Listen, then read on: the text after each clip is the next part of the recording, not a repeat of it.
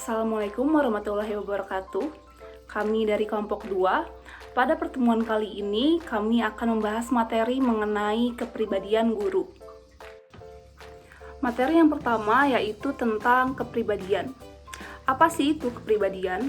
Menurut Theodore M. dalam Rockit tahun 2020 halaman 15, kepribadian diartikan sebagai organisasi sikap-sikap yang dimiliki seseorang sebagai latar belakang terhadap perilaku untuk berbuat, mengetahui, berpikir, dan merasakan secara khususnya apabila ia berhubungan dengan orang lain atau menanggapi suatu keadaan. Selanjutnya adalah komponen-komponen kepribadian. Yang pertama ada komponen penampilan.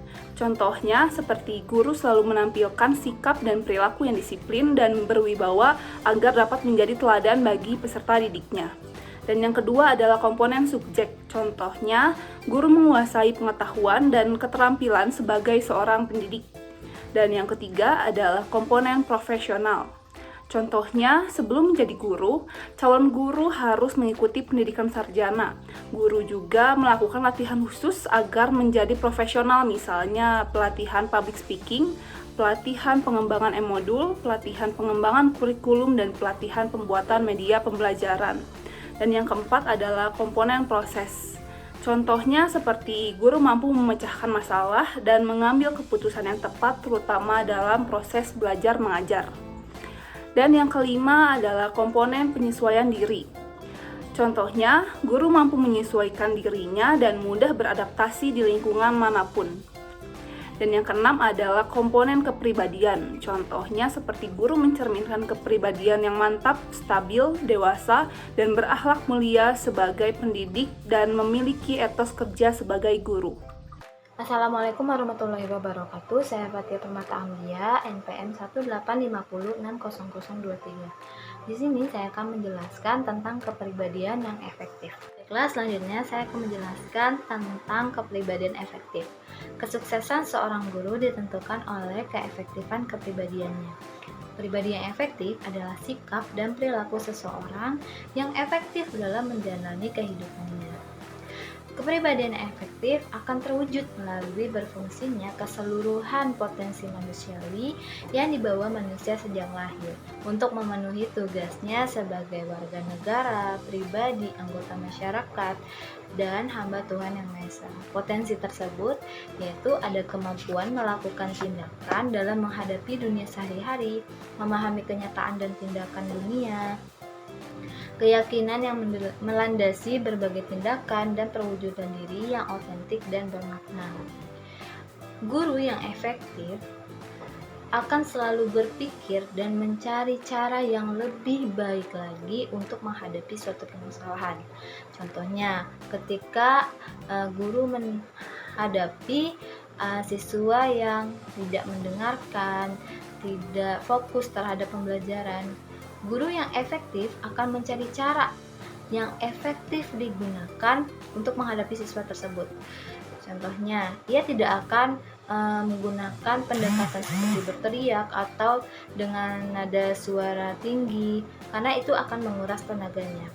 Jadi, guru yang efektif akan melakukan tindakan seperti hanya berhenti berbicara atau dia melakukan kontak dengan siswa tersebut untuk mendiamkan siswa tersebut.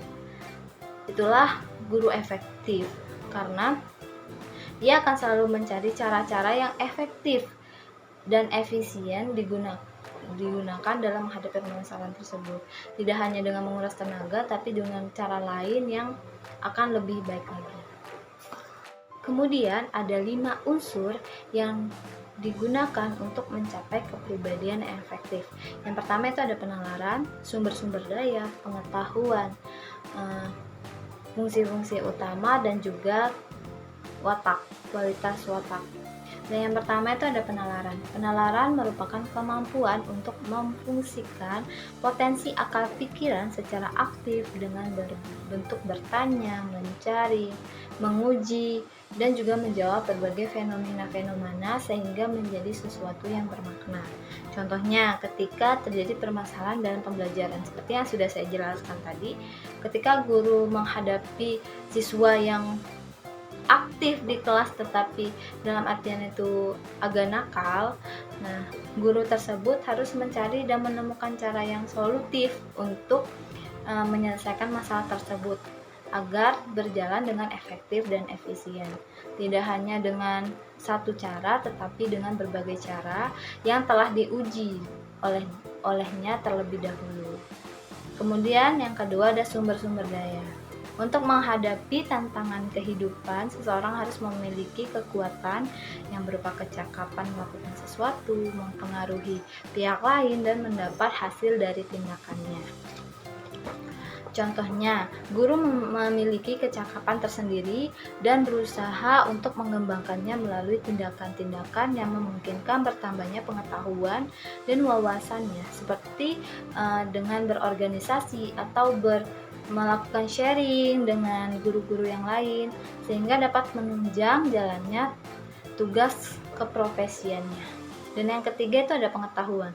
Pengetahuan yang didapatkan itu adalah dari pengalaman hidup, pengalaman kerja, atau melalui suatu proses terstruktur, seperti melalui pendidikan dan juga latihan.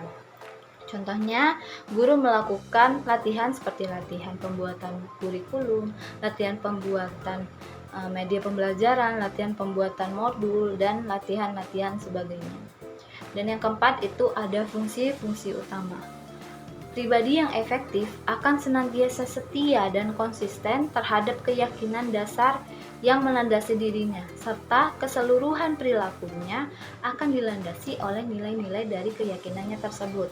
Contohnya, guru yang memiliki keteguhan hati dan keyakinan yang kuat, ia akan terus mengembangkan potensinya sehingga menjadi guru yang profesional, dan guru tersebut akan berusaha untuk meningkatkan mutu dan kualitas pendidikan.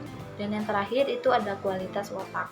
Kualitas watak merupakan perwujudan potensi kepribadian melalui penampilan diri secara otentik dan paripurna. Contohnya, guru memiliki kekhasan dalam dirinya, bertanggung jawab, dan mampu mempertahankan jati dirinya meskipun menghadapi berbagai rintangan. Jadi, dengan potensi dan penampilan diri secara otentik dan paripurna, maka guru tersebut akan disebut sebagai guru yang efektif karena dia memberikan penampilan yang memang sebagai guru yang bertanggung jawab dan dapat dijadikan teladan. Sekian dari saya, terima kasih.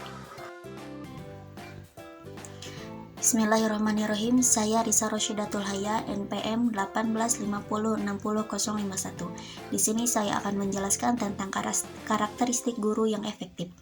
Karakteristik guru yang efektif terbagi menjadi 4. Yang pertama, kemampuan yang terkait dengan iklim kelas. Yang kedua, kemampuan yang terkait dengan strategi manajemen. Yang ketiga, kemampuan yang terkait dengan pemberian umpan balik dan penguatan. Dan yang keempat, kemampuan yang terkait dengan peningkatan diri.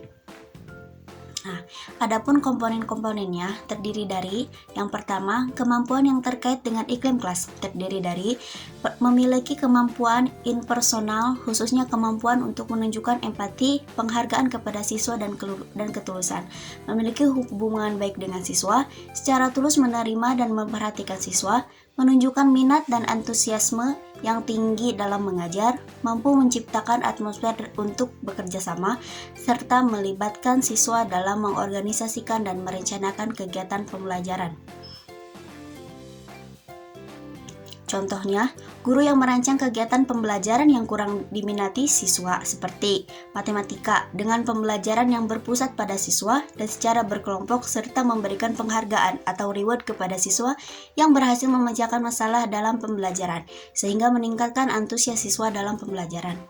Nah, komponen yang kedua yaitu kemampuan yang terikat dengan strategi manajemen, terdiri dari 2. Yang pertama, memiliki kemampuan secara rutin untuk menghadapi siswa yang tidak memperhatikan, suka menyela, mengalihkan pembicaraan, dan mampu memberikan transisi dalam mengajar.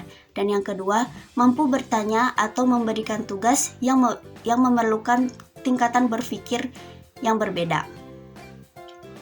Contohnya, guru yang mempunyai strategi tersendiri terhadap beberapa siswa yang tidak memperhatikan pembelajaran dengan memberikan perhatian yang lebih dan melakukan pendekatan kepada siswa tersebut. Nah, selain itu, guru juga mampu merancang tugas untuk dapat menunjang tingkat berpikir siswa sesuai dengan kebutuhannya. Nah, yang ketiga yaitu kemampuan yang terkait dengan pemberian umpan balik dan penguatan. Terdiri dari yang pertama, mampu memberikan umpan balik yang positif terhadap respon siswa. Yang kedua, mampu memberikan respon yang membantu kepada siswa yang lambat belajar. Yang ketiga, mampu memberikan tindak lanjut terhadap jawaban yang kurang memuaskan. Dan yang keempat, mampu memberikan bantuan kepada siswa yang diperlukan. Contohnya, guru yang memberikan perlakuan khusus kepada siswa yang lambat akan memahami pembelajaran matematika. Dan yang keempat, kemampuan yang terkait dengan peningkatan diri. Kemampuan yang terkait dengan peningkatan diri terdiri dari yang pertama, mampu menerapkan kurikulum dan metode mengajar secara inovatif. Yang kedua, mampu memperluas dan menambah pengetahuan metode-metode mengajar. Dan yang ketiga, mampu memanfaatkan perencanaan kelompok guru untuk menciptakan metode pengajaran. Contohnya, guru yang selalu mencari inovasi terbaru dengan menggunakan berbagai model pembelajaran sehingga dapat mengefektifkan pembelajaran dan mudahnya tercapai tujuan pembelajaran. Sekian dari saya, terima kasih. Assalamualaikum warahmatullahi wabarakatuh. Perkenalkan, nama saya Abdul Fajar Ilmi. Di sini saya akan menjelaskan mengenai materi kepribadian guru.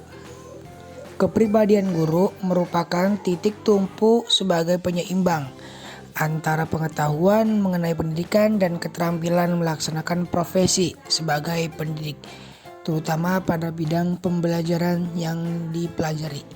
Ketika titik tumpu kepribadian guru ini kuat, maka pengetahuan dan keahlian akan bekerja secara seimbang yang berakibat pada perubahan perilaku yang positif dalam pembelajaran.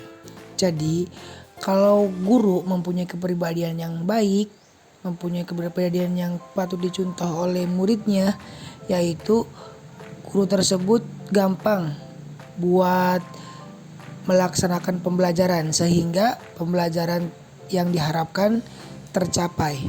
Mungkin itu saja penjelasan dari saya. Kurang lebihnya mohon maaf. Wassalamualaikum warahmatullahi wabarakatuh. Assalamualaikum warahmatullahi wabarakatuh. Baiklah, di sini saya akan menjelaskan tentang 12 kualitas kepribadian guru profesional. Yang pertama yaitu self knowledge, yaitu pengetahuan mengenai diri sendiri. Seorang guru harus mengetahui tentang dirinya sendiri, apa yang sedang dilakukan, permasalahan apa yang sedang dihadapi, dan persoalan apa yang sedang dihadapi oleh siswa. Hal ini penting dilakukan seorang guru karena dengan mengetahui tentang dirinya dapat mengetahui persepsi siswa sebagai peserta didiknya. Untuk mengetahui mengenai orang lain, maka terlebih dahulu mengenal diri sendiri, dan pengetahuan tentang diri sendiri memungkinkan guru dapat merasakan dan berkomunikasi secara penuh perasaan dengan siswa yang menjadi peserta didiknya. Selanjutnya yaitu kompetens atau kecakapan. Seorang guru harus memiliki kualitas fisik, intelektual, emosional, sosial, dan moral yang penting untuk dapat membantu siswanya. Tidak hanya siswa yang harus memiliki kecakapan, guru pun harus memiliki kecakapan. Semakin cakap seorang guru, maka semakin mudah bagi guru mencapai suatu tujuan pembelajaran. Kemampuan ini sangat penting bagi seorang guru. Siswa yang menjadi asuhnya menginginkan dapat hidup yang lebih efektif dan bahagia. Selanjutnya yaitu kesehatan psikologis yang baik. Seorang guru harus menjadi model kesehatan psikologis. Guru harus lebih sehat dibandingkan orang-orang yang ditemuinya dalam pembelajaran. Guru merupakan model perilaku bagi siswanya. Kesehatan psikologis yang baik akan berpengaruh besar terhadap perilaku dan keahlian guru tersebut. Ketika guru didasari dengan psikologis yang baik, guru dapat membentuk kekuatan positif dalam pembelajaran. Selanjutnya yaitu trustworthiness, dapat dipercaya. Kepercayaan sangatlah penting bagi seorang guru karena dapat mendorong menjadi diri sendiri. Guru tidak dapat membocorkan pengakuan mereka buat dan dapat membantu siswa untuk lebih percaya dengan dirinya sendiri. Selanjutnya yaitu honesty, yaitu kejujuran. Kejujuran berarti seorang guru harus transparan dan sejati. Transparansi dapat memudahkan guru berinteraksi dengan siswanya dan kejujuran memungkinkan guru untuk memberikan umpan balik yang terpoles. Contohnya, guru yang selalu mengutamakan kejujuran di dalam hidupnya. Guru yang menampilkan kepribadiannya secara alami dan tidak dibuat-buat akan terlihat nyaman dan santai sehingga lebih mudah dalam berinteraksi dengan siswanya.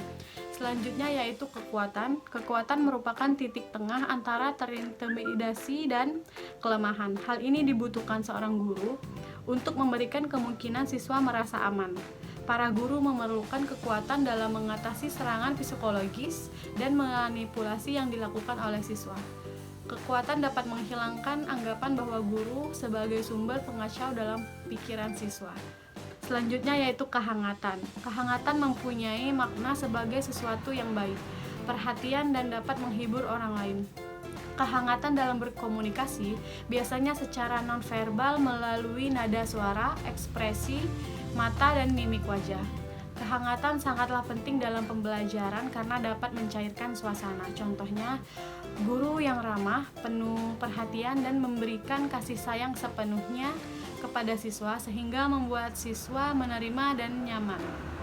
Selanjutnya yaitu pendengar yang aktif. Guru diharapkan mampu secara dinamis terlibat dengan proses pembelajaran. Bagi seorang guru, kualitas ini sangat penting karena menunjukkan perhatian secara personal dan juga menstimulasi siswa untuk bereaksi secara spontan kepada guru. Contohnya, guru harus menjadi pendengar yang baik bagi siswanya dengan menerima segala ide dan pendapat siswa dalam proses pembelajaran. Artinya, guru tidak boleh menilai pendapat siswa yang dapat menyinggung perasaannya yang akan menyebabkan menurunnya kepercayaan diri siswa. Selanjutnya yaitu kesabaran. Guru dapat membangun situasi yang dapat dikembangkan secara alami tanpa secara prematur memberikan gagasan pribadi, perasaan, atau nilai-nilai. Kesabaran memperkenankan seseorang dalam berkonsultasi akan menciptakan situasi yang kondusif.